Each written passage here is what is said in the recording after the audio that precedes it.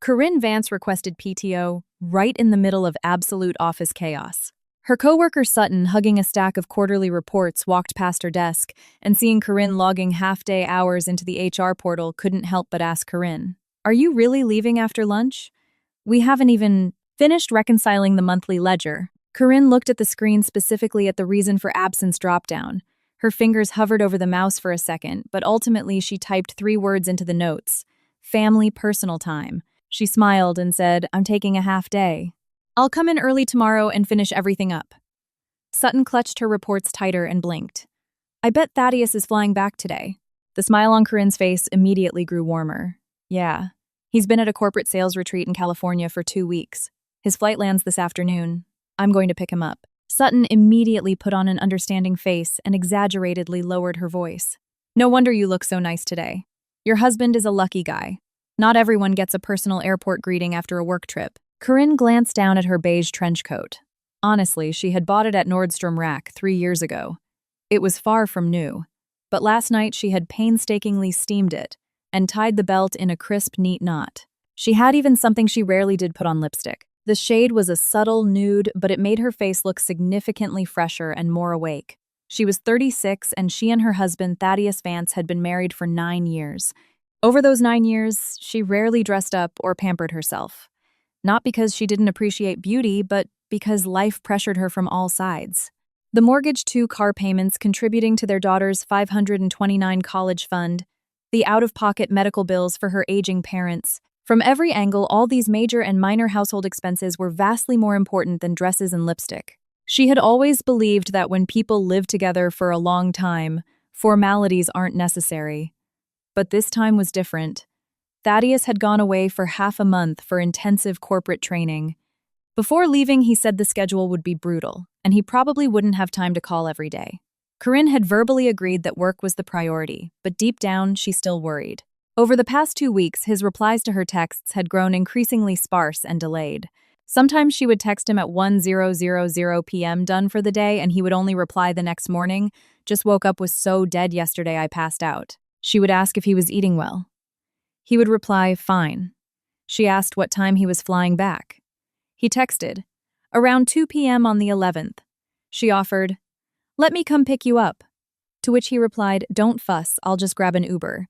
Corinne had stared at that phrase for a long time, "Don't fuss." She knew Thaddeus had always hated inconveniencing others. When they were newlyweds and he worked late into the night, he never let her wait for him downstairs by the apartment building entrance. He would always say, "It's freezing out, go to sleep." But back then she would still throw on a coat and sneak down to wait by the lobby doors. When he saw her, he would scold her, but his eyes would be laughing. Then life accelerated. Their daughter was born, and it felt like they were both placed on a treadmill that forced them to keep running day after day. Thaddeus came home later and later, and Corinne waited up for him less and less. It wasn't that she didn't want to. She simply couldn't afford the luxury of lost sleep. Their daughter Alara was 7 and had just started first grade. Every day involved school pickups, homework, help, bath time, and bedtime routines, followed by waking up at dawn to pack lunches. Thaddeus worked as a regional sales manager for an industrial equipment firm. He frequently had client dinners and business trips, leaving almost all the domestic labor squarely on Corinne's shoulders. She often felt resentful, but every time she saw Thaddeus collapse exhaustedly onto the sofa, his phone endlessly buzzing with emails from clients, she swallowed her complaints. She thought, "Isn't this what a marriage is? One person grinds themselves to the bone for the family's financial stability, and the other absorbs the brunt of the household chores. It's hard on both of us." She genuinely hadn't planned on picking him up this time. But last night, Alara, hugging a plush bear her dad had bought her before he left, suddenly asked, "Mom, does Dad miss us?" Corinne froze for a moment. "Why would you ask that, sweetie?" Alara pouted. "He hasn't FaceTimed me at all, and he didn't listen to me practice my spelling words." Corinne stroked her daughter's hair, her heart clenching. She sent Thaddeus a text. "Alara misses you. Try to come home a bit early tomorrow." The reply came 20 minutes later. "Got it. Just 2 words."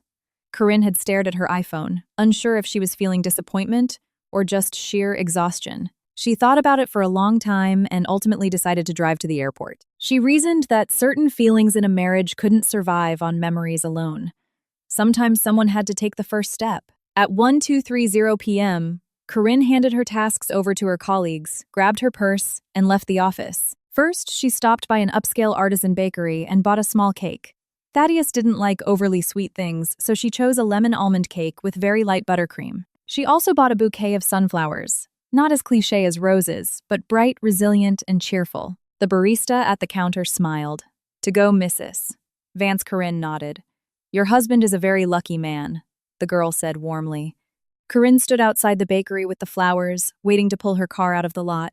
The crisp autumn wind whipping off the avenue messed up the hair at her temples. She looked down at the sunflowers in her arms and suddenly felt a bit self-conscious. Married for so many years, and here I am acting like a sentimental teenager. Thaddeus is probably going to laugh at me. But then she thought, let him laugh. Life is harsh enough as it is. We can afford to be a little soft sometimes. On the drive to Denver International Airport, she texted Thaddeus, "Where are you?" This time, he replied almost instantly, "Plane is landing soon. Are you at work?" Corinne looked at the screen, the corners of her mouth involuntarily ticking upward. She didn't tell him she was on her way, simply replying, "Yeah, at the office." She wanted to surprise him. As she drove down the interstate, the gray concrete of the city looked peaceful in the afternoon sun. With the cake and flowers riding, shotgun scenes from the past drifted into her mind. When she and Thaddeus first started dating, he was just a junior rep in a faded button-down, picking her up after work in a beat-up '98 Honda Civic.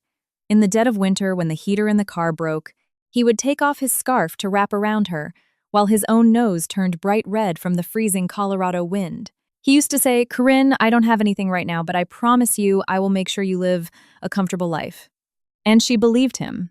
Later, they rented a damp, drafty one-bedroom apartment, eating boxed mac and cheese with sliced hot dogs for a week straight. Once, when they couldn't afford to fix the radiator, they huddled in bed wrapped around a single space heater. During their hardest times, Thaddeus drove to see over 30 clients in a month, literally wearing holes into the soles of his shoes. Corinne had taken all her savings money she'd hoarded for 6 months and bought him a brand new pair of leather Oxfords. Thaddeus's eyes had grown red. He held her hand and said, "I will always take care of you." Remembering this, Corinne felt tears prick her eyes.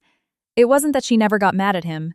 She was angry that in recent years all his patience was reserved for clients, leaving only his foul moods for his family.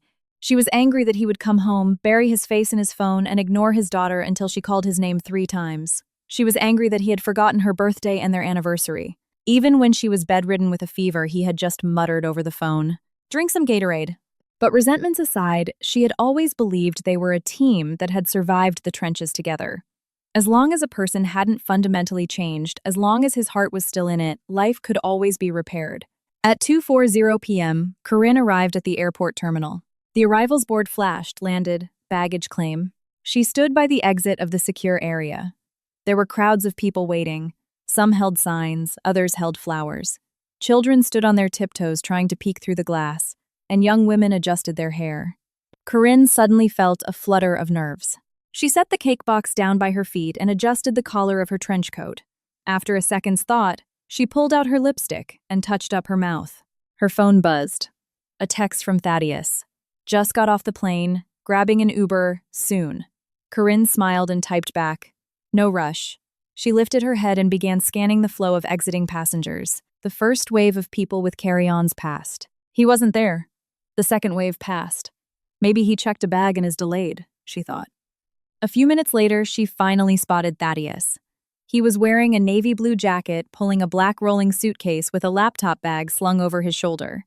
Over the past 2 weeks, he seemed to have lost a little weight, and his hair was trimmed shorter. Corinne was just about to raise her hand and wave, but the smile suddenly froze on her face. Thaddeus wasn't alone. Walking right beside him was a woman. She looked to be about 30. She was wearing a sleek, light gray knit dress with a cropped white blazer over it. Her hair cascaded perfectly over her shoulders, her makeup absolutely flawless. She wasn't rolling a suitcase, only carrying a small designer handbag. Thaddeus was pulling 2 suitcases. One was his black one, the other was a beige hardshell. Obviously, it belonged to the woman. This can still be explained, Corinne told herself. Colleagues flying back from a 2-week trip together, helping a female coworker with her luggage. It's nothing out of the ordinary. But in the very next second, she watched as the woman slipped her arm through Thaddeus's. The movement was so fluid, so incredibly natural, as if she had done it 1,000 times. Thaddeus looked down at her and not only didn't pull away, but he smiled. It was a smile Corinne hadn't seen on his face in a very, very long time. It wasn't his polite customer service smile, and it wasn't his exhausted, obligatory family smile. It was a relaxed, affectionate, slightly protective smile. Corinne's hand hovered in the air. The sunflowers in her embrace were slightly crushed, their petals brushing against her trench coat, leaving a dusting of yellow pollen. She stood in the back rows of the waiting crowd, feeling as though she had been doused head to toe in ice water. The airport was deafeningly loud. The clatter of suitcase wheels, the intercom announcements, a child yelling "Daddy," the laughter of reunited families. It all swirled around her, but she heard none of it. She only saw Thaddeus and that woman walking toward the exit doors. The woman said something and Thaddeus lifted his hand and gently ruffled her hair. The gesture was far too intimate. So intimate that Corinne didn't even have the strength to fabricate an excuse for him anymore. Suddenly, she remembered all those delayed text messages over the last 2 weeks. She remembered him saying the training was so intense that he fell asleep the moment his head hit the pillow. She remembered when she asked to FaceTime, and he said it was inconvenient in the room. In the room. Corinne looked down at the cake in her hands, a violent chill running through her body. It was inconvenient in the room, or someone else in the room made it inconvenient. She didn't rush toward them. She didn't burst into tears or scream questions like a scorned wife in a soap opera. Instinctively, she took a step backward, hiding herself behind a massive concrete pillar. In that moment, she didn't even know why she was hiding. Maybe it was too sudden. Maybe she wasn't ready to admit in front of a terminal full of strangers that her 9-year marriage had become such a humiliating joke. Thaddeus and the woman walked past her pillar so close that she could actually hear their conversation. The woman's voice was soft-laced with a flirtatious whine. "Do you really not need to go into the office?" "No," Thaddeus said. "I just flew in. Management knows I'm wiped out." The woman giggled. "Then drop me off at my place first." "Of course," Thaddeus said. "This suitcase is way too heavy for you to haul up those stairs yourself." The woman lowered her voice. "Won't your wife find out?" Corinne's heart contracted violently. Thaddeus paused for a second before dropping his voice. "She's at the office, drowning in quarterly reports. She won't know. Besides, even if she found out we were on the same flight, I can just say we're colleagues." And tonight, the woman pressed. "I'll go home first, eat dinner, see the kid, and then make up an excuse to leave." The woman pouted playfully. "With you, it's always later. Aren't you scared I'll get mad?" Thaddeus laughed, terrified. "That's why I'm taking you home first." Corinne's fingers went entirely numb. She leaned her weight against the pillar, trying to breathe as quietly as possible. So he hasn't forgotten how to be tender. That tenderness was just reallocated to someone else. So he wasn't too exhausted. It was just his home that exhausted him. So he wasn't too busy to text back. Replying to his wife had simply become a chore. She looked at her phone screen, which was still lit up. The chat with Thaddeus was open. Her last message read, "No rush." What bitter irony. She had taken time off work, bought flowers and a cake, and driven across the city to surprise him, worried that he was tired, poorly fed, and returning to an empty house. Meanwhile, he was walking out of the airport arm in arm with another woman, supremely confident that his wife was at the office and won't know. Nausea clawed at Corinne's throat. She wanted to cry, but no tears came. They felt frozen in her eyes, physically unable to spill. Thaddeus and the woman walked out the sliding glass doors. Corinne stood rooted to the spot for a long time, only snapping out of it when a custodian gently said, "Ma'am, your cake box is tipping." Corinne blinked. She looked down and saw she was gripping the string of the box so tightly it was cutting into her palm and tilting the cardboard. "Thank you," she managed to squeeze out a mechanical smile. The custodian gave her a sympathetic look, glanced at the flowers and seemed to want to say something, but just shook her head and pushed her cart away. Corinne didn't chase after them. She walked slowly to a nearby bench and sat down, placing the flowers and cake beside her. She picked up her phone. Her fingers were trembling as she opened the camera app. It had all happened too fast. She hadn't managed to snap a picture inside. If she ran out now, maybe it wasn't too late to catch them at the curb. But she remained seated, paralyzed. Her mind was absolute chaos. She remembered that Alara was waiting for her dad to come home today. That morning, before leaving for the bus, Alara had shoved a piece of construction paper into Corinne's hands and said, "Mom, when Dad gets back, show him this. It's the 3 of us." It was a drawing of a blue sky, a house, and 3 smiling stick figures. Alara had drawn her dad as the tallest, holding a tiny briefcase. At the thought of that drawing, Corinne's chest felt like it was caving in. If she ran out there right now, threw the flowers in Thaddeus's face, and caused a massive scene in front of that woman, what would happen next? Thaddeus would panic. He would start making excuses, lying, claiming she was misunderstanding everything. That woman would probably play the innocent victim. Onlookers would pull out their phones to record the drama. And ultimately, the person who would suffer the most was her daughter. But if she didn't confront him, it meant pretending nothing happened. For 9 years, she had tolerated a lot. She tolerated him staying late and rarely being home. She tolerated him forgetting their anniversaries. She tolerated him dumping all the mental load and domestic work on her. She tolerated it when she complained of burnout, and he replied, "Stop being so dramatic." She had always thought those were just minor hairline fractures in a marriage. But infidelity wasn't a fracture. It was annihilation. It meant that the home they had built together was being torn apart by his own hands. Corinne closed her eyes and took a deep, shuddering breath. She didn't call him. Instead, she opened the Lyft app and requested a ride, setting her location to the terminal exit. A few minutes later, she climbed into the back of a sedan. "Where to?" the driver asked. Corinne gave her home address. As the car pulled away from the curb, she spotted a black SUV parked a few yards down. Thaddeus was loading the beige suitcase into the trunk. The woman stood next to him. After closing the trunk, Thaddeus opened the passenger door for her. Before getting in, the woman suddenly went up on her tiptoes and kissed him squarely on the cheek. Thaddeus froze for a half-second, then smiled. That smile burned Corinne's retinas.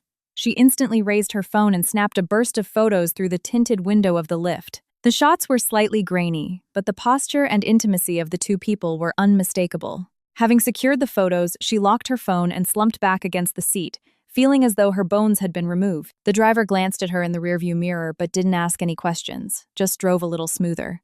The drive back to the suburbs felt infinitely longer than the drive there. The same interstate, the same strip malls, but Corinne felt like the entire city had become alien to her. She remembered how a year ago, Thaddeus's business trips had suddenly multiplied. At first, she hadn't suspected a thing. His territory was expanding, travel was part of the job. Every time he came back, he used to bring Alara a little trinket, a puzzle, some hair clips. He'd bring her a magnet or local coffee. But then those little gestures evaporated. When he unpacked his suitcase, there were no more gifts. Instead, she started noticing new dress shirts, expensive ties, and even a bottle of high-end cologne she had never seen before. When she asked why he suddenly needed fancy cologne, he had said, "I'm meeting with VPs now. I need to look and smell the part." She had believed him.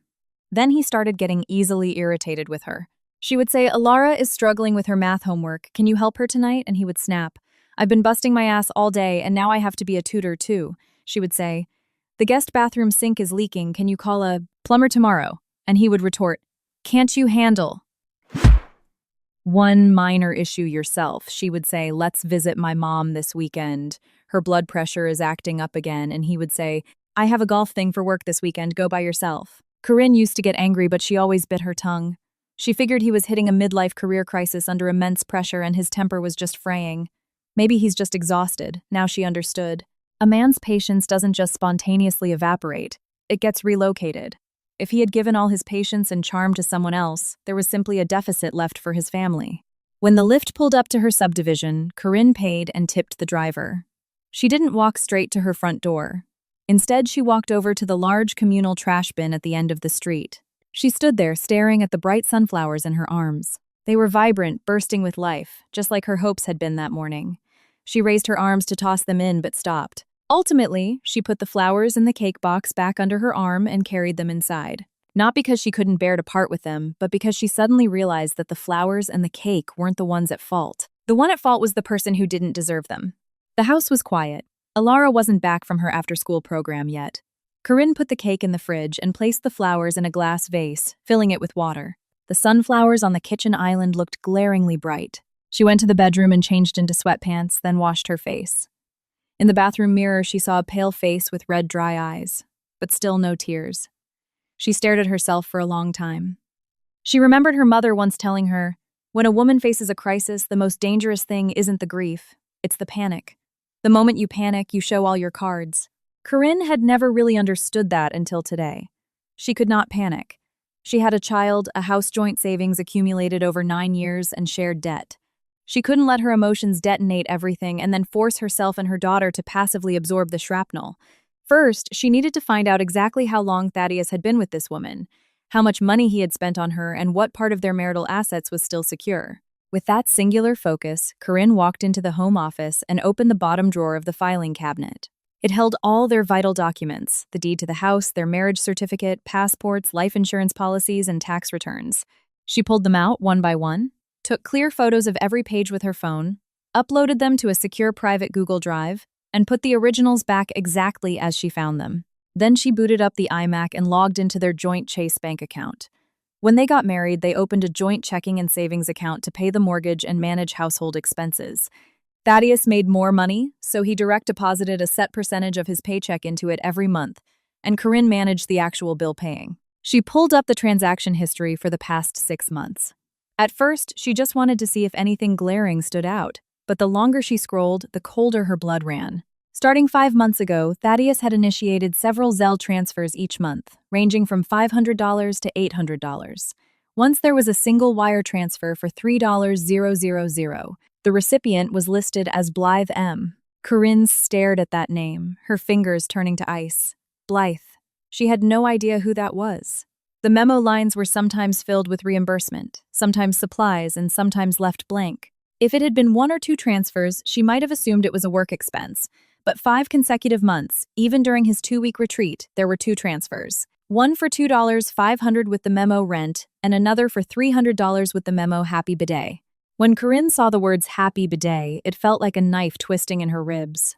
This year, Thaddeus had completely forgotten her birthday. She had cooked a nice dinner that night and waited for him. He hadn't gotten home until past 1:00 p.m. smelling of whiskey.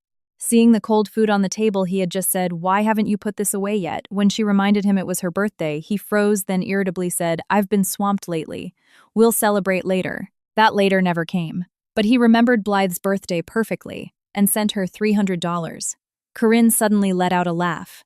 It was a quiet sound, but it was far more terrifying than sobbing. She took screenshots of the Zelle history and downloaded all the PDF bank statements. Just as she finished, she heard the front door unlock and the sound of little footsteps. Alara was home from her after-school program dropped off by the neighbor's carpool. Corinne quickly closed all the browser tabs and walked out of the office. Mom Alara dropped her backpack in the foyer. "Is Dad back?" Corinne crouched down to help her off with her jacket, keeping her voice as steady as possible. "Not yet, sweetie, but he should be here soon." Alara looked slightly bummed, but then her eyes caught the island counter. "Whoa, Mom, did Dad buy those for you?" Corinne froze. She looked at the sunflowers, unsure of how to answer. After a few seconds, she stroked Alara's hair and said, "No, baby. Mom bought them for herself." Alara tilted her head. "Why would you buy them for yourself?" Corinne looked into her daughter's clear, innocent eyes. Something inside her hardened into absolute steel, though her voice remained soft. "Because Mom worked really hard today. And people who work hard deserve to be rewarded." Alara didn't seem to fully grasp it, but she nodded and ran to the fridge to grab a juice box. Corinne stood up, watching her daughter's back. She made a vow no matter what Thaddeus did, she would not let her daughter suffer the fallout of adult warfare. She was going to execute this with surgical precision. At 6:30 p.m., Thaddeus walked through the door. Corinne was in the kitchen prepping dinner. Alara sprinted to the door. "Daddy." The moment he stepped inside, Alara was hanging off his leg. He leaned down, hugged her, and laughed. "Wow, you got heavy." Alara threw her arms around his neck. "Dad, did you bring me a present?" Thaddeus paused for a microsecond, then reached into his laptop bag and pulled out a small plastic box. "I sure did. Let's see if you like it." It was a generic pink hair clip in cheap plastic packaging, the kind you buy at an airport Hudson News stand out of sheer guilt. But Alara was thrilled and ran straight to the hallway mirror to try it on. Corinne stood in the kitchen doorway, silently watching him. His expression was a masterclass in normalcy. "You're back," Corinne said first. Thaddeus dropped his suitcase and rubbed his shoulders. Dog-tired. These past 2 weeks were absolute hell. "Was the training that intense?" Corinne asked. Thaddeus's hand in the middle of shrugging off his jacket stalled for a fraction of a second before continuing.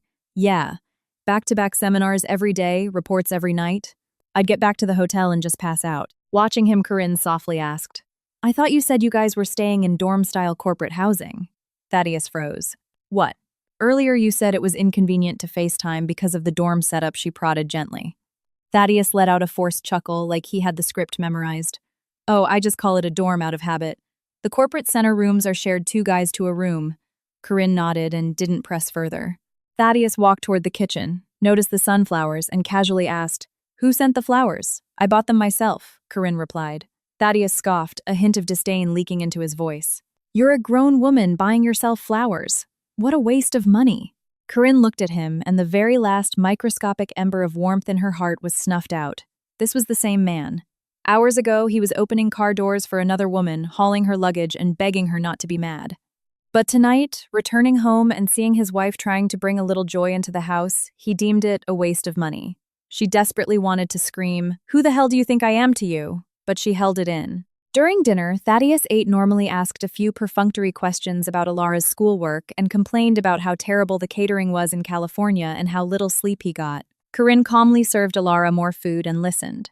She realized that once you already have the answer key in your heart, listening to a liar is no longer painful. It was like watching a terrible community theater actor on stage. The dialogue was full of plot holes, but the actor was convinced he was delivering an Oscar-winning performance. After dinner, Thaddeus sat on the couch scrolling through his phone. Alara ran up to him with her drawing.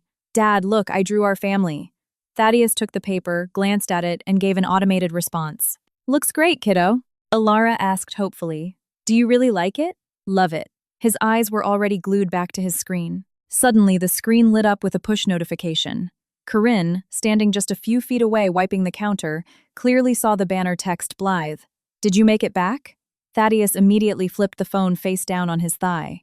The movement was so jerky and fast that even Alara looked up. "Dad, what's wrong?" Thaddeus forced a laugh. "Nothing, just a stressful work email." Corinne kept her head down, wiping the granite. She said nothing. By 9:00 p.m., Alara was fast asleep. Corinne walked out of the bedroom and saw Thaddeus putting his shoes back on. "It's so late, where are you going?" she asked. Thaddeus didn't turn around, pulling on his jacket. "Work emergency. I need to run to the office." Corinne leaned against the doorframe, her voice eerily calm. "You just flew in today. Can't you go tomorrow?" Thaddeus frowned, irritation spiking in his tone. "You don't get it. End of quarter is coming up, and I have to finalize the projections. Stop micromanaging me." Corinne stared at his back. He felt like a total stranger. Years ago, even if Thaddeus had to leave for an emergency, he would kiss her forehead and say, "Go to sleep early, don't wait up." Now, his only fear was that she would ask one too many questions and ruin his alibi. "Okay, drive safe," she nodded. Thaddeus clearly hadn't expected her to drop it so easily. He actually turned back to look at her in surprise. "I probably won't be back until late," he added, testing the waters. Corinne just turned away. As soon as the front door clicked shut, she walked straight to the living room window. She watched the headlights of his SUV flick on and pull out of the driveway. After a few minutes, she picked up her phone and called Keely, her best friend, who lived 3 streets over. Keely answered in a whisper, clearly just putting her own toddler down. "Corinne, what's up?" Corinne's voice was hollow. "Keely, do you have time tomorrow?" Keely immediately sensed the gravity in her tone. "What happened?" Corinne stared at the dark suburban street through the glass. After a long silence, she said, "I think I'm getting a divorce." Dead silence on the other end. Finally, Keely gasped softly. "Did Thaddeus do something?" "I went to DIA today to surprise him," Corinne said. "I saw him walk out with another woman." Keely let out an audible curse. "Are you absolutely sure?" Corinne closed her eyes. "I heard them talking. I took pictures of them at the curb. And I found his Zelle history. He's been sending her money and paying her rent. Do not confront him yet," Keely ordered instantly. "Save every piece of evidence. Tomorrow morning, I'm taking you to a lawyer." "Okay," Corinne whispered. Before hanging up, Keely added, "Corinne, listen to me. In this situation, the colder you are, the more you protect yourself and Alara. Don't let him see you sweat. I've got your back." Clutching the phone, Corinne finally let a single tear fall. Not for Thaddeus, but because in the most humiliating moment of her life, there was someone standing firmly in her corner. That night, Thaddeus came back around 1:00 a.m. Assuming Corinne was asleep, he snuck into the house. He smelled faintly of expensive women's perfume. Corinne lay in bed facing the wall, her eyes wide open in the dark. Thaddeus took a quick shower, climbed into bed next to her, and was snoring within minutes. His breathing was heavy and even as if he didn't have a care in the world. Corinne didn't sleep a wink. She listened to the breathing of the man beside her and thought of the nights they spent in that drafty first apartment. It used to rain, the roof would leak, and they would put a bucket on the floor. Thaddeus used to hold her and say, "Corinne, one day we'll have a house in the suburbs, a couple of kids, and a loud, happy home." Now they had the house and the kid, but she no longer wanted this version of the home. By dawn, her mind was entirely made up. She wasn't going to cry. She wasn't going to beg him to choose her. She wasn't going to turn into the hysterical, screaming wife. If he chose to desecrate their marriage, she wouldn't dissolve into despair. She would become lethal.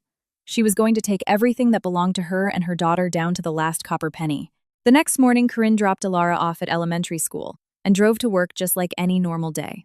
Except today, her tote bag contained a manila folder with copies of her marriage license, the house deed, the Chase Bank statements, and the glossy printout of the photo from the airport curb.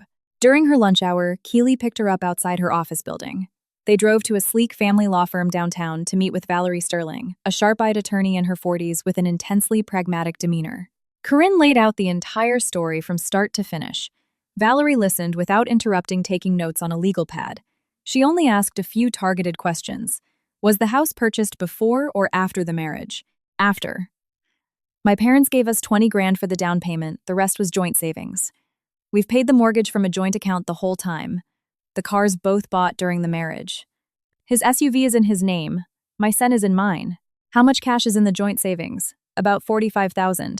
Do you know of any individual accounts he holds? I don't. Who provides the primary care for your daughter? Me, 100%. Valerie tapped her pen against the pad. You did exactly the right thing by not blowing up at him. Do not confront him yet.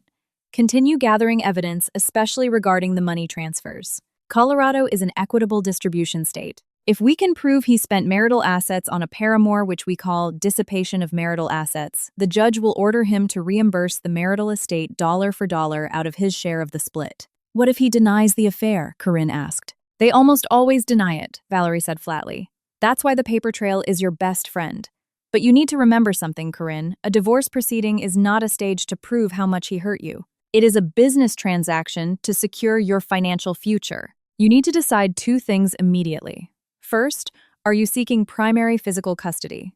Second, what is your absolute bottom line financially? Alara stays with me full stop. I want primary custody, Corinne said without hesitation. Then you need to remain completely composed at home, Valerie instructed. Do not argue in front of the child. Do not move out of the marital home under any circumstances. Do not sign anything he puts in front of you. And keep an eye out for any signs he's trying to hide or move money. Corinne wrote everything down. When they left the firm, Keely bought her a coffee, and they sat on a bench outside. The autumn wind was stripping the leaves from the maples. When are you going to drop the bomb on him? Keely asked. Corinne watched the traffic crawl by. Her voice was quiet but laced with iron. When I have him completely boxed in. Keely nodded, but couldn't help asking, what if he breaks down crying and begs you to forgive him? Corinne went silent. If it had been yesterday morning, she might have cracked. She might have thought about how young Alara was, how she couldn't bear to break up the family. She might have rationalized that it was a stupid mistake. She might have thought 9 years of history couldn't just be thrown in the incinerator. But yesterday at the airport, she had heard with her own ears how he told Blythe, I'll go home first, eat dinner, see the kid, and then make up an excuse to leave. That phrase, see the kid, felt like a rusty nail driven into her spine. To him, this house wasn't a home anymore. His wife was an obstacle, and his daughter was an obligation to be checked off a list before he could get back to his real life. She took a sip of her coffee and said slowly, Keely, I've been giving him second chances for years. My whole life has been giving him the benefit of the doubt. I'm done. That evening, Corinne went home. Thaddeus was already there sitting on the couch, aggressively pacing while on a phone call. He sounded stressed. I know. Stop rushing me. I'll handle it. Seeing Corinne walk in, he immediately hung up. Corinne pretended not to notice, kicked off her heels, set down her purse, and went to the kitchen to start dinner. Thaddeus followed her in. Were you awake when I got in last night? Yeah, Corinne said, chopping an onion. You look kind of pale today, he probed. Everything okay? Probably just didn't sleep well, Corinne said indifferently. Thaddeus stood in the doorway, shifting his weight. He looked like he wanted to say something else, but his phone buzzed in his hand. He glanced at the screen and quickly stepped out onto the back patio. Through the sliding glass door, Corinne couldn't hear the words, but she saw his face twist into a scowl of pure frustration. A few minutes later, he came back inside. Hey, there's a massive issue with the supply chain on the California account. I might have to fly back out for a couple of days. Corinne's knife rhythmically hit the cutting board. Where? Same place. Out near LA, he lied smoothly. Corinne looked up at him. You literally just got back. It's work, Thaddeus sighed, rubbing his temples to play the victim. You think I want to go? Corinne looked back down at the onion. Did you book the flight yet? Not yet. Gonna do it right now. Okay, Corinne murmured. Don't work too late. Thaddeus exhaled, clearly relieved. He had no idea that Corinne's hand gripping the chef's knife was slick with cold sweat. Because exactly 5 minutes before he announced his trip, she had received an iMessage from an unknown number. The message read, Are you Thaddeus Vance's wife? We need to talk. Below it was an attachment. It was a photo of the signature page of a Colorado residential lease agreement.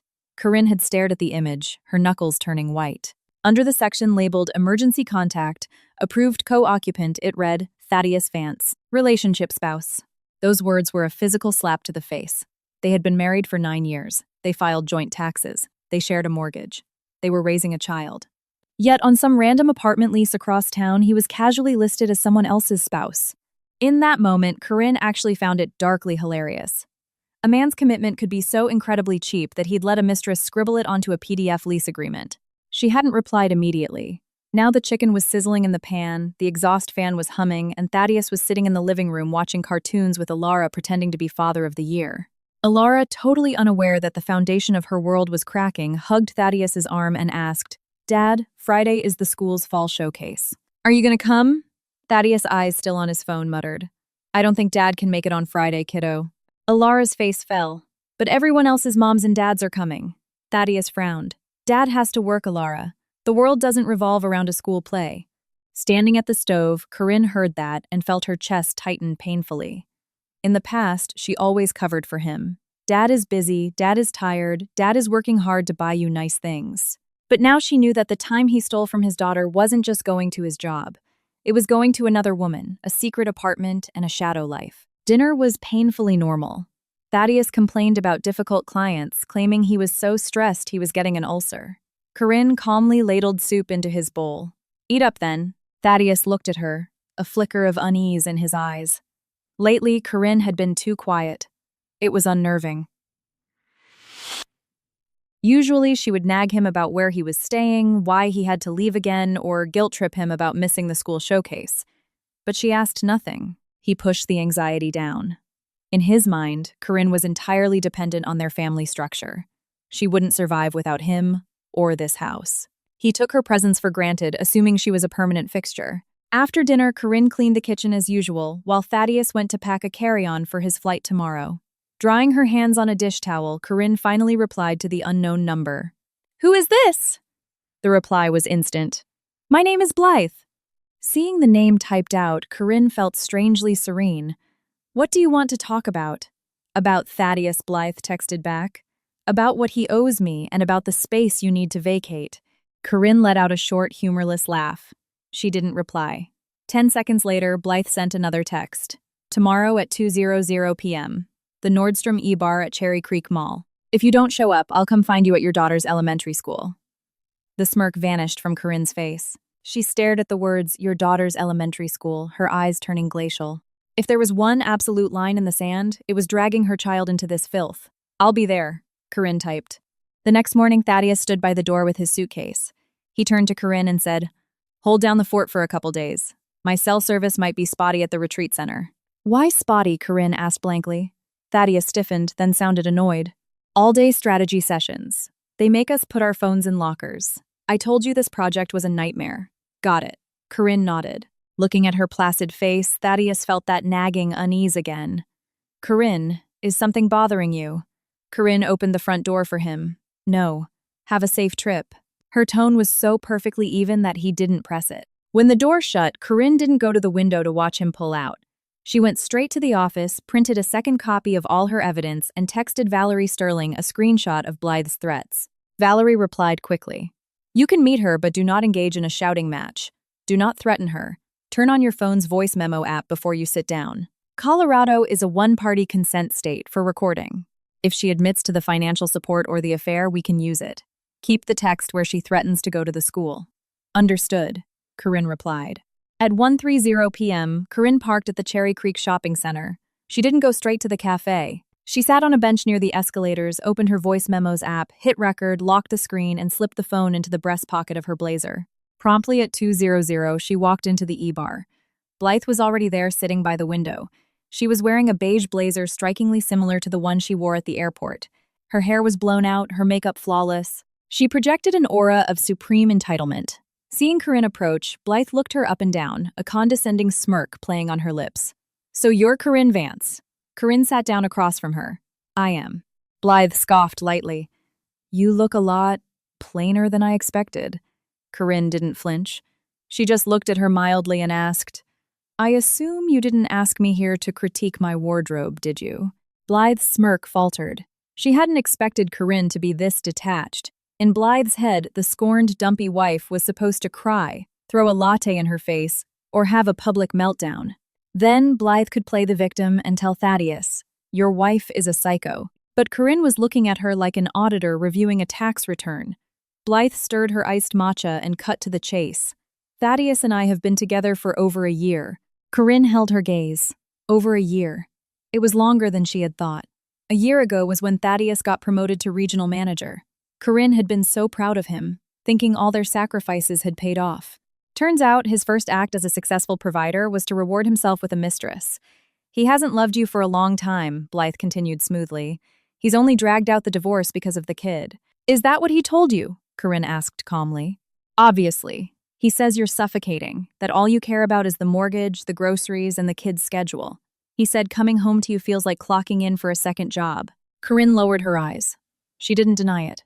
It sounded exactly like something Thaddeus would say. He had completely forgotten that the suffocating routine was just the reality of keeping two humans alive and a household running. He dumped the entire mental load on her, then penalized her for smelling like the trenches.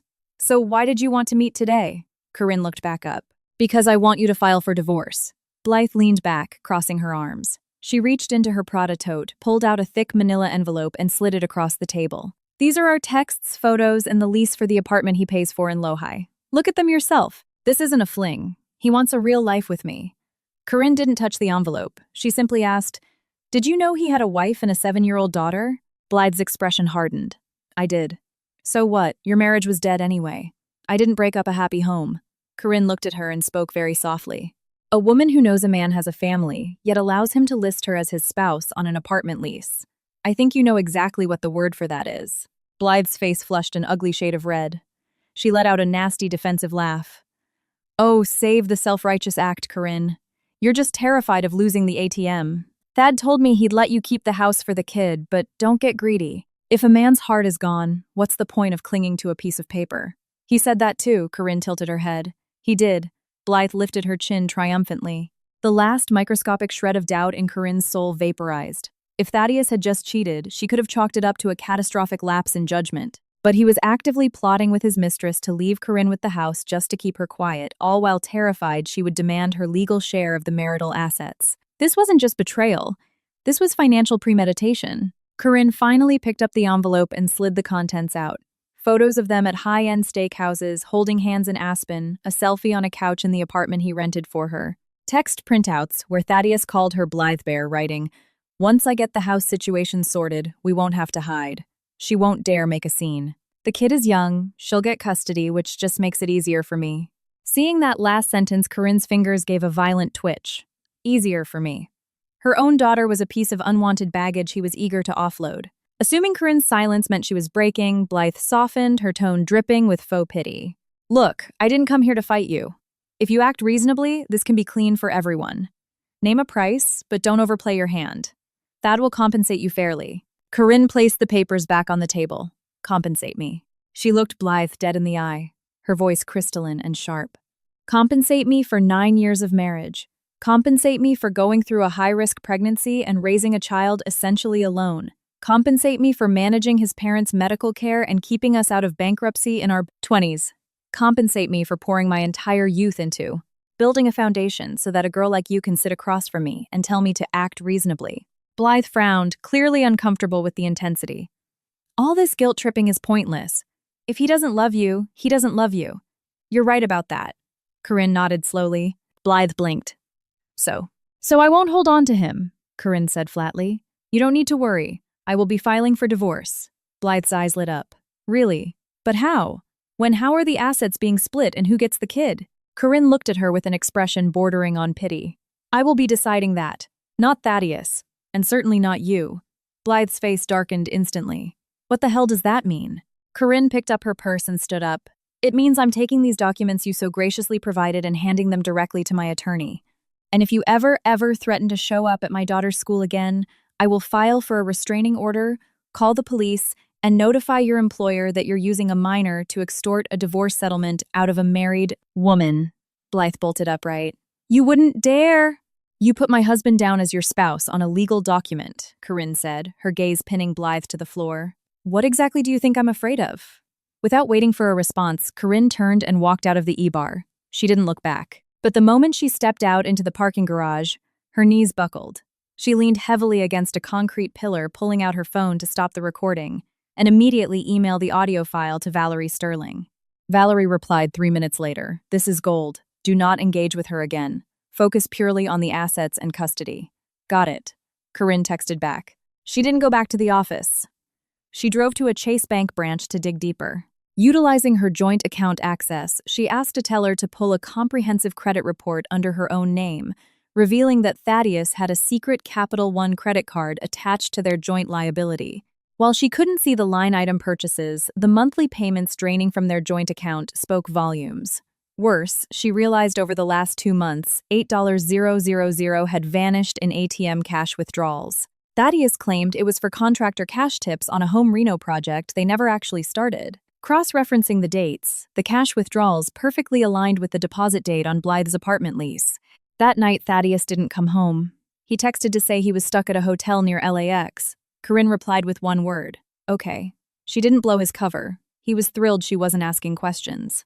For the next 3 days, Corinne lived as though nothing had shattered. She did the school run, went to her financial analyst job, cooked dinner, compiled a massive binder of evidence, and strategized with Valerie. She ran aggressive spreadsheets on her solo income to figure out her exact post-divorce budget. She also called her mother in Ohio. She didn't give the gruesome details, only said her marriage was ending and a divorce was imminent. Her mother went silent for a long time, before saying, "Corinne, it's your life. I'm not going to tell you to stick it out for the sake of appearances. Just remember one thing. Don't let him hurt Alara, and do not let him walk all over you." Hearing that, Corinne had to choke back a sob. She had been terrified of disappointing her parents, terrified they would judge her for a failed marriage. But when the sky was falling, the people who actually loved her didn't ask, "Why couldn't you save it?" They asked, "Are you safe?" Thaddeus returned 3 days later. This time, he brought a box of artisanal cupcakes and set them on the kitchen counter. "For you and Alara." Corinne looked at the box. "Thanks." Thaddeus sat down at the island, cleared his throat, and adopted a somber, serious expression. "Corinne, we need to talk." Corinne knew exactly what was coming. She poured herself a glass of ice water and sat across from him. "Go ahead." Thaddeus looked like a man delivering a tragic but necessary verdict. "We've both been so exhausted lately." Corinne said nothing. "Ever since we had Alara, he continued playing the victim. You've poured 100% of yourself into being a mom. I've been grinding at work. We've drifted apart. Honestly, when I pull into the driveway at night, I feel like I can't breathe." And Corinne stared at him. "I think we need a break. Sometime apart," Thaddeus said, avoiding her direct gaze. "What does a break mean?" Corinne asked. Thaddeus had clearly rehearsed this. "I can move out for a bit. The house stays with you and Alara. I'd never leave you guys homeless. And if we end up filing for divorce, let's keep it amicable. Alara is young. We can just file under irreconcilable differences." Corinne laughed coldly on the inside. Blythe was clearly breathing down his neck, demanding he expedite the process. "What about the assets?" she asked. Thaddeus frowned. "What assets?" "The house equity, the cars, the savings, the 401ks. Thaddeus looked deeply offended. "Corinne, we've been together a decade. Do we really need to nickel and dime this? I'm letting you stay in the house." "That's a massive concession on my part. I need my SUV for client visits. I can't give that up. Our cash savings aren't even that much, and we still have the mortgage."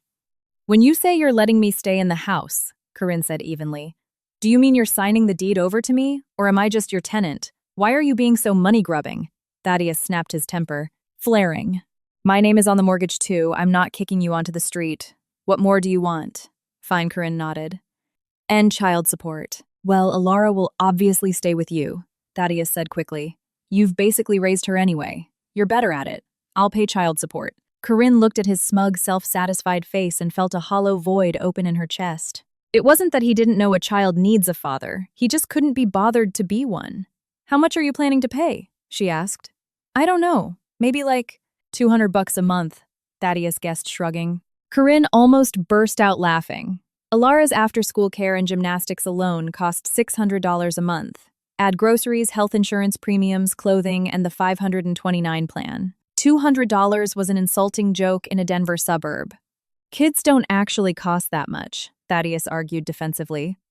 Just stop signing her up for all those useless extracurriculars. Corinne took a sip of her water, set the glass down, and looked him dead in the eyes. Does Blythe know you're only willing to spend $200 a month on your own daughter? The kitchen plunged into an agonizing, suffocating silence. The color violently drained from Thaddeus's face. What did you say? He croaked. Corinne reached into her tote bag, pulled out a glossy 8x10 printout, and slapped it face up on the marble counter. It was the photo of Blythe on her tiptoes kissing his cheek outside the DIA terminal. Thaddeus stared at the photo completely paralyzed. But after 3 seconds, his first instinct wasn't shame. It was aggressive defense. You hired a PI to follow me. I went to DIA today to surprise you, Corinne said, her voice dropping to absolute zero. All the blood left Thaddeus's head. He clearly remembered what he had said and done at the curb that day. Sheer panic flooded his eyes. Corinne, listen to me, I can explain. It's not, don't, Corinne cut him off like a guillotine. Do not sit there and tell me she's a colleague, or you were just helping with a bag, or she was just being overly friendly. I heard the entire conversation. I don't want to hear your script. Thaddeus opened his mouth stammering, but Corinne pulled out the rest of the stack. Here are your Zelle records to her. Here is the lease for the low-high apartment where you are listed as her spouse.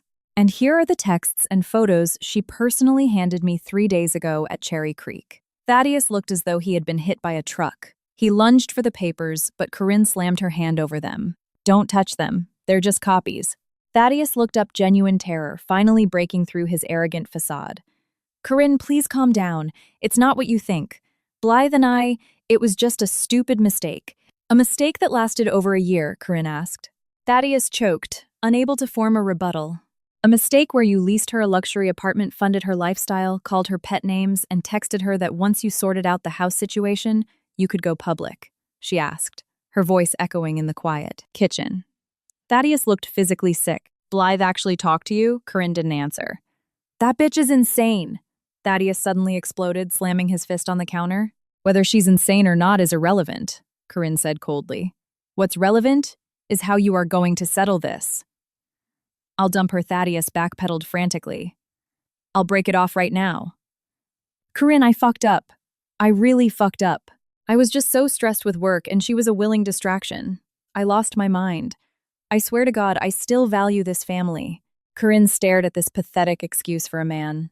Just minutes ago, he was telling her she was suffocating, that he needed a break, that he wanted a divorce.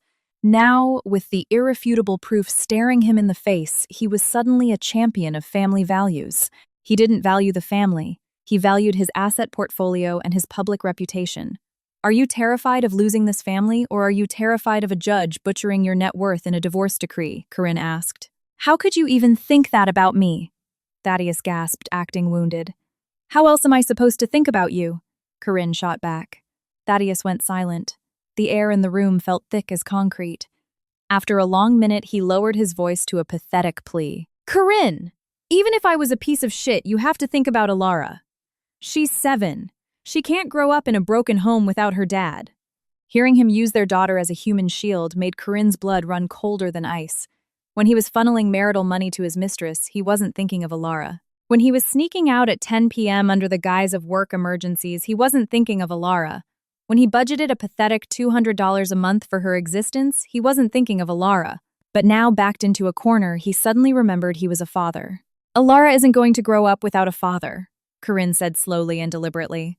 But she absolutely will not grow up watching her mother be treated like a humiliated doormat. Thaddeus had no counterargument. Corinne slid a thick, legally binding separation agreement across the counter. I've already retained Valerie Sterling. My terms are non-negotiable. I retain primary physical custody.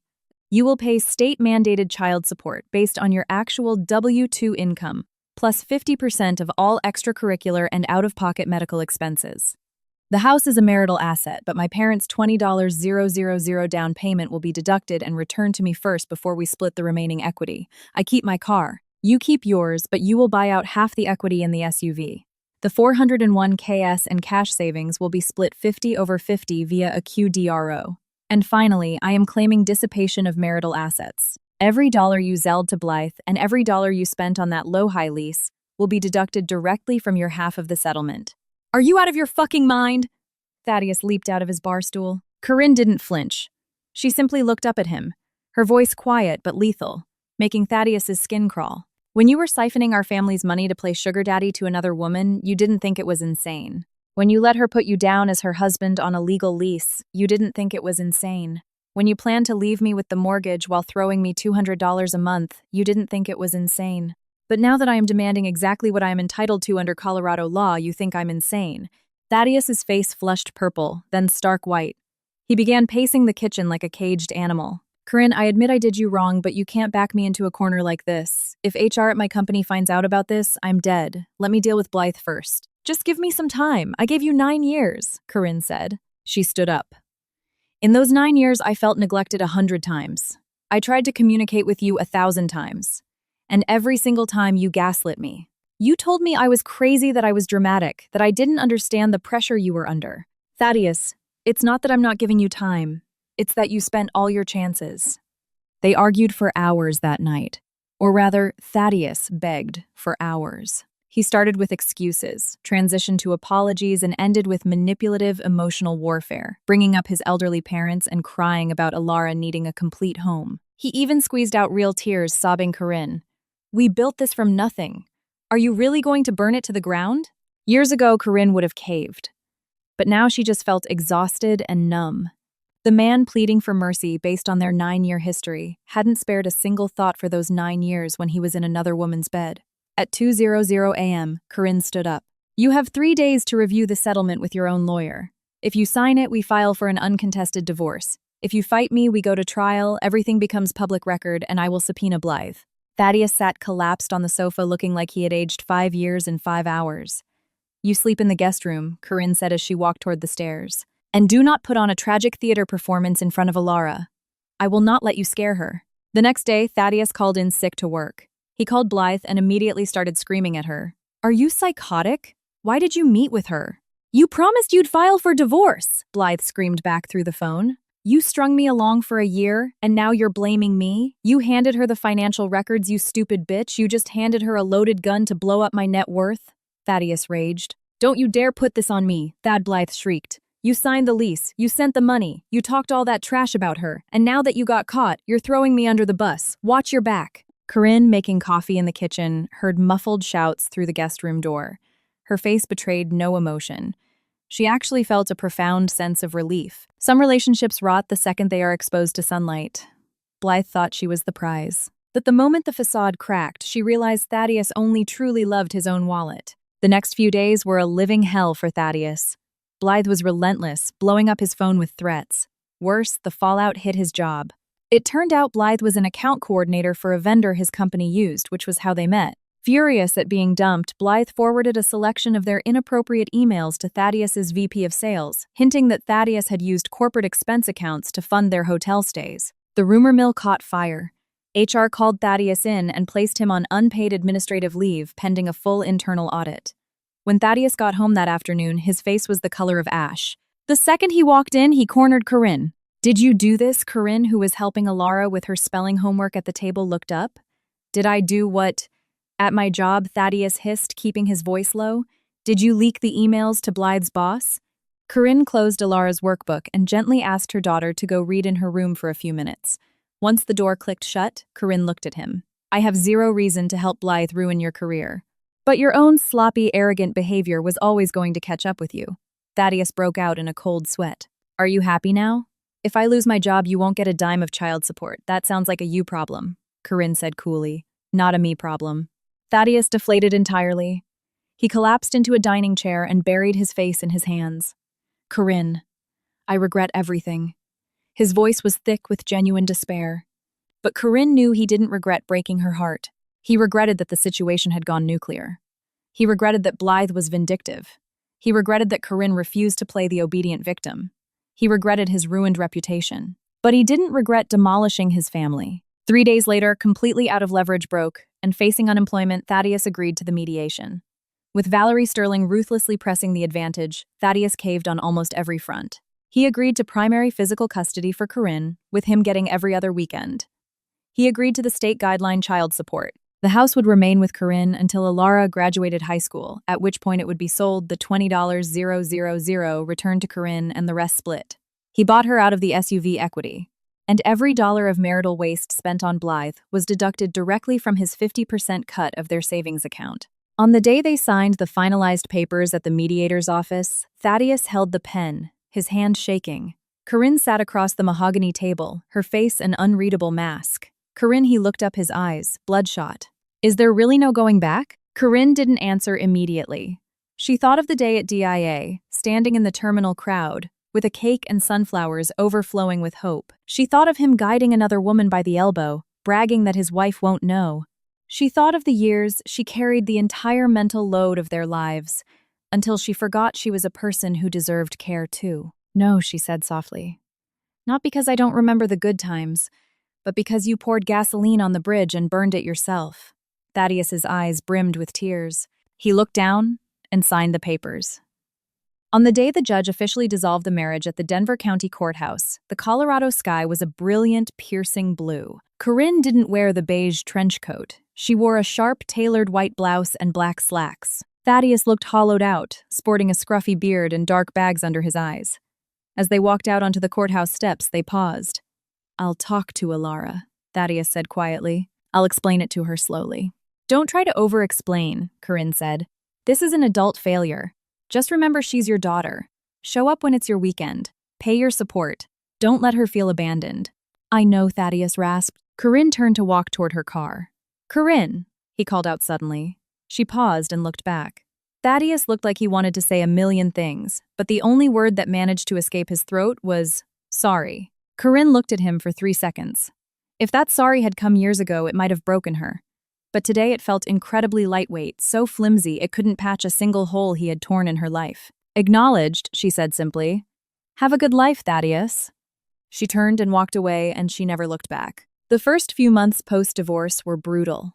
Alara didn't understand why Dad didn't come home for dinner anymore. Several times she cried, asking, did Dad stop loving us?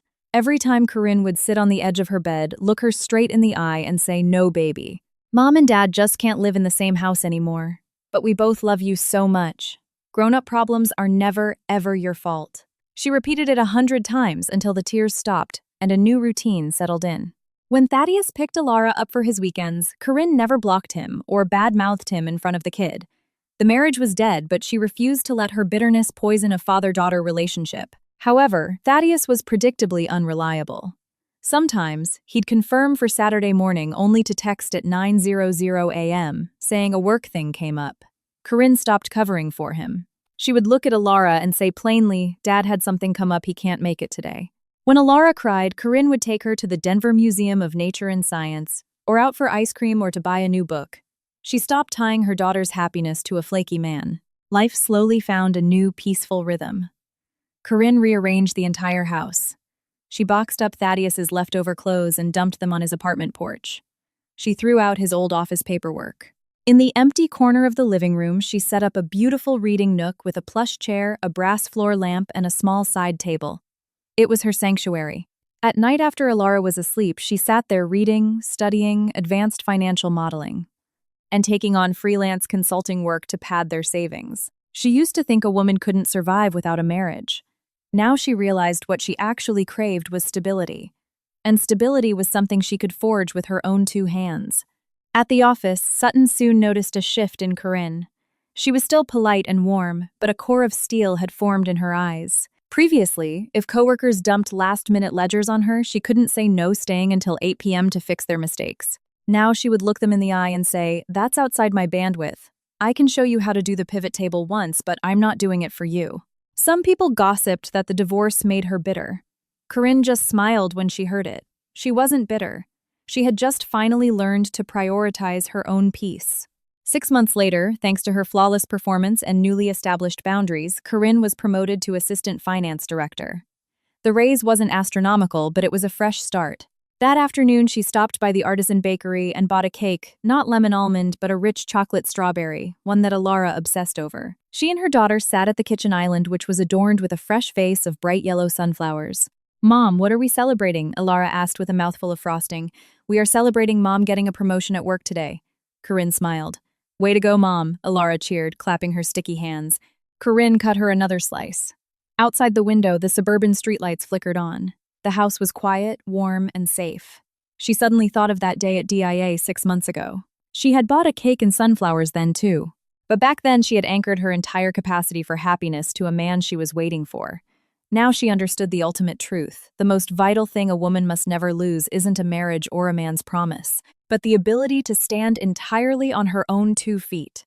As for Thaddeus, things were grim. The HR audit hadn't found illegal embezzlement, but his reputation was permanently stained. The VP promotion he had been gunning for was given to a rival. He and Blythe dated for a few toxic months before imploding in a spectacular screaming match.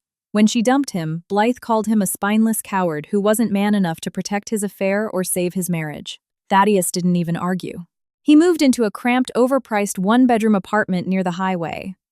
Sometimes driving back late from a depressing client dinner, he would take a detour through his old subdivision. He would idle his car down the block, staring at the warm, glowing windows of his old house. The light was still inviting, but it no longer burned for him. One Sunday evening, he dropped Alara off after his weekend. As soon as she ran inside, she yelled, "Mom, look, I drew you, me and our new balcony garden." Standing on the porch, Thaddeus realized with a sickening jolt that he wasn't in the drawing. His heart seized, but he had lost the right to complain.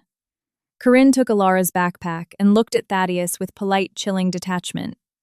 "Thanks for dropping her off." It was the exact tone you'd use with a moderately helpful FedEx driver.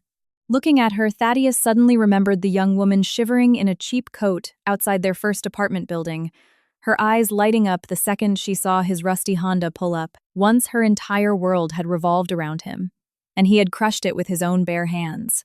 "Corinne," he said softly, his voice cracking, "you seem like you're doing really well." "I am." Corinne smiled, an easy, unbothered smile. "Life moves forward." Thaddeus swallowed a hard lump in his throat. "I think sometimes, if you just hadn't gone to the airport that day, maybe we'd still be living our normal life." "No," Corinne looked at him, her eyes steady. Thaddeus froze. "Our marriage didn't end because I went to the airport. It ended the second you decided to betray me. The airport just handed me the binoculars to see the truth." Thaddeus lowered his head, utterly defeated. He couldn't say another word. Corinne didn't offer any parting wisdom. She gently closed the front door and walked back into her life. Alara was spreading her crayons out on the dining table, humming a Taylor Swift song. Corinne walked over and looked at her drawing. It showed their back patio lined with the terracotta pots Corinne had planted. A woman and a little girl stood holding hands. Next to them was the cozy reading chair and the brass lamp. "Mom, this is our new house," Alara pointed at the paper. "Our new house," Corinne smiled, kissing the top of her daughter's head. In that moment, she realized that starting over doesn't necessarily mean moving to a new zip code or finding a new partner. Sometimes starting over means staying in the exact same house, meticulously scrubbing away the old wounds and reclaiming the space that once belonged to someone else. For a long time after that, Corinne kept the habit of buying herself flowers. Not to wait for someone to return and not to aggressively prove to the world she was thriving. Simply because every time she passed a florist, she remembered the woman standing in the airport terminal clutching sunflowers. She had been foolish and she had been earnest. She had desperately wanted to save her marriage. She had wanted to surprise her husband. She had believed that couples who survived poverty together wouldn't discard each other. She no longer cringed at that past version of herself. Because loving earnestly is never a mistake. The only mistake is letting someone trample that earnestness into the dirt. A year later, Corinne attended the spring showcase at Alara's elementary school. At the end of the program, the teacher invited the students to the microphone to say one thing they appreciated about their families. Alara gripped the mic, looking a little nervous, and scanned the auditorium. "I want to say that my mom works really, really hard."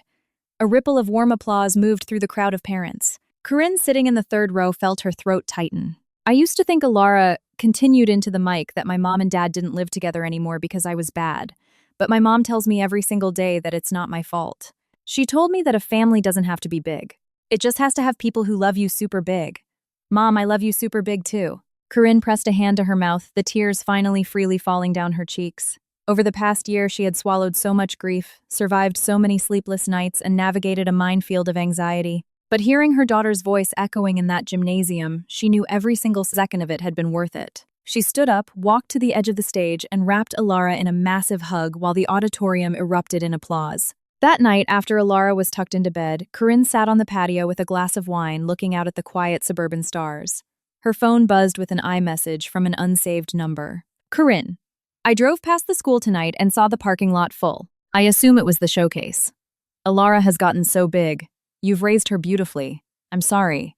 It was Thaddeus. Nope. Corinne read the text, her thumb hovering over the screen, but she didn't reply. She swiped and deleted the thread. There were so many things she had once been desperate to hear from him. You work so hard. You're a great mother. This house wouldn't be a home without you. But back then he had hoarded those words.